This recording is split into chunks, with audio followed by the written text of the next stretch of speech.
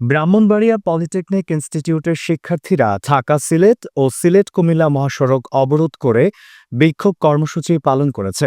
এর ফলে প্রায় ৩ ঘণ্টা পর্যন্ত ঢাকা সিলেট মহাসড়কে যান চলাচল বন্ধ ছিল এবং যানজট স্বাভাবিক হতে সময় লেগেছে ৫ থেকে ৬ ঘণ্টা।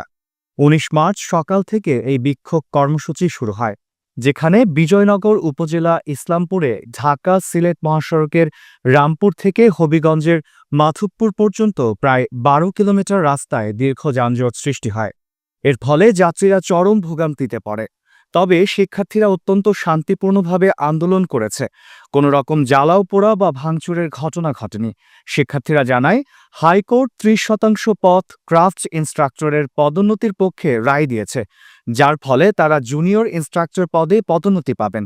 এই পদটি ডিপ্লোমা প্রকৌশলীদের জন্য বরাদ্দ রয়েছে, যার ফলে ডিপ্লোমা পাশ করা শিক্ষার্থীদের জন্য চাকুরির শূন্যপদ কমে যাবে। শিক্ষার্থীরা আরও বলেন, তারা শুরু থেকেই আন্দোলন করে নিজেদের অস্তিত্ব বজায় রেখেছে এবং আন্দোলন ছাড়া বিকল্প নেই। কলেজের অধ্যক্ষ মহসিনুর রহমান জানান, আদালতের রায়কে কেন্দ্র করে শিক্ষার্থীরা মিডটার্ম পরীক্ষা বর্জন করে কলেজের সামনে শান্তিপূর্ণ বিক্ষোভ করেছে এবং আদালতের রায় আশায় তারা আন্দোলন স্থগিত করেছে। হাইওয়ে থানার ওসি মামুন মিয়া জানান, শিক্ষার্থীরা কলেজের সামনে শান্তিপূর্ণভাবে অবস্থান করেছে এবং কোনো অপ্রীতিকর ঘটনা ঘটেনি। তবে মহাসড়ক অবরোধের কারণে যান চলাচল বন্ধ হয়ে যায় এবং পুলিশ পরিস্থিতি নিয়ন্ত্রণে রাখার চেষ্টা করেছে।